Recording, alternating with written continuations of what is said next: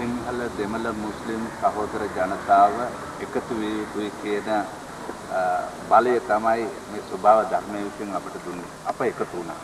විශේෂයෙන්ම මේ ධර්මායතනයට අද මෙහි පැමිණි නියාස් මවුලවි තුමා ඇතුළු ඒ ශිෂ්‍යයන් අමුත්තෝ නෙවෙයි.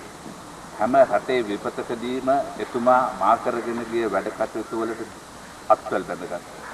අදත් එවැනි ආදර්ශයක් රටට දෙනවා ඉඳගෙන අපි එකතුයි දැන්. අපි එකතු වුණා. අපි අත්වල බැඳගත්තා.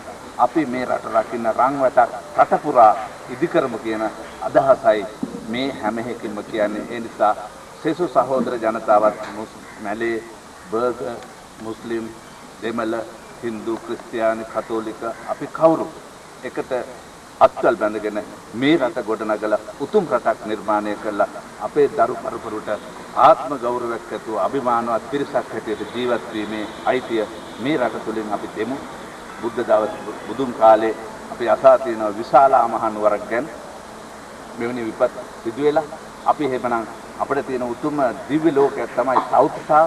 අපි තවතිසාවක් කරන මට්ටමේ හිතලා මේ රට ගොඩනගමු කියන පණිවිඩයයි දෙන්නේ මුස්ලිම් සහෝදර අපේ විදුහල්පතිතුමා නියාස් මවුලවිතුමා ඇතුළු අපි පිරිස ඒ ආදර්ශයයි මේ රටට දෙන්නේ. එකතු වෙමු. එකතු වෙලා මේ රට ගොඩනගමු. හැඬුවා ඇති, වැළපුණා ඇති, සුසුම් හෙළුවා ඇති උතුම් රටක් නිර්මාණය කරමු කියන එකයි මා කියන්නේ. Heart of Trading. ඇති වෙලා තිබෙන විපතකට පසු අපේ ශෝකය ශක්තියක් කරගනිමින් හෙට රට අලංකාර රටක් කිරීමට අපි සියලු දෙනා එක් විය යුතුයි. එහි අධියර දෙකක් තිබෙනවා කියලා මම මතක් කරනවා. එකක් තමයි රට ගොඩ ගන්නවා වාගේම මිනිසුන්ගේ හදවත් හොඳ චේතනාවලින් ගොඩ ගන්නට ඊටමත් පළමුවෙනි තැන දිය යුතුයි.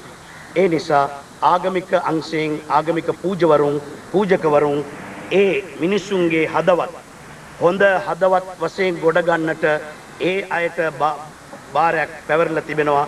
ඒ අය එය කළ යුතුයි.